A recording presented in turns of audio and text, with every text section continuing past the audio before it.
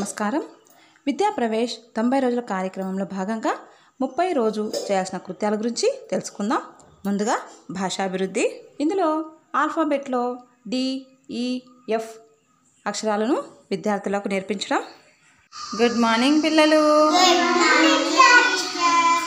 ఈరోజు మనము English alphabet నేర్చుకుందాం.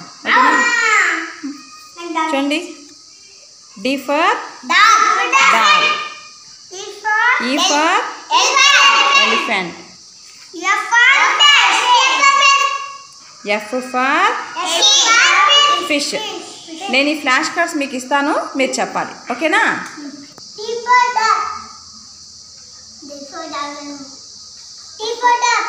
Very good.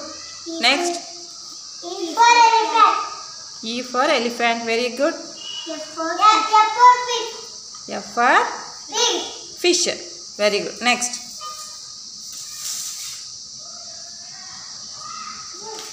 D for dog. E for elephant. Very good. F for fish. Very good. D for dog. Very good. E for elephant. Very good. F for fish. Very good. అమ్మ నువ్వు చెప్పమ్మా. D for dog. Very good. F for fish. Very good. G for elephant. తర్వాత అభిజ్ఞానాభివృద్ధి. ఇందులో చేయవలసిన కృత్యం ఎక్కువ సమూహం, తక్కువ సమూహం. పిల్లలను సమూహాలుగా కూర్చొనిబెట్టి వారికి గింజలు, పుల్లలు, మూతలు, పెన్సిల్ మొదలగునవి ఇచ్చి వారి వద్ద ఏవి ఎక్కువ సమూహాలుగా ఉన్నాయో, ఏవి తక్కువ సమూహాలుగా ఉన్నాయో వాటి గురించి చెప్పించాలి.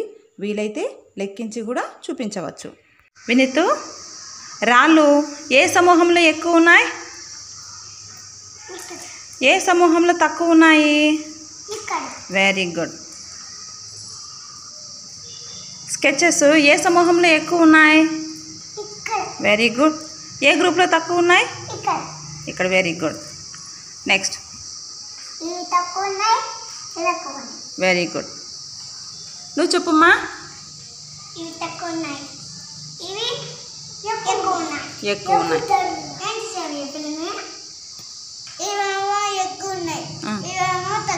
ఆ సమూహంలో తక్కువ ఉన్నాయి కదా. వెరీ గుడ్, వెరీ గుడ్, బాగా చెప్పారు. గుడ్. వినీతు, నీ దగ్గర రాళ్ళు ఉన్నాయి కదా, ఏ సమూహంలో తక్కువ ఉన్నాయి? ఎన్ని ఉన్నాయి, కౌంట్ చేయగలవా?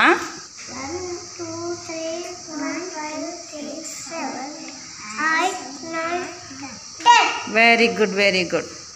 ఈశ్వర్, ఇక్కడ ఏ గ్రూప్లో తక్కువ ఉన్నాయి?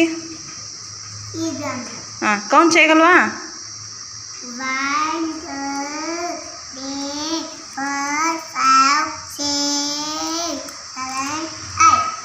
Very good.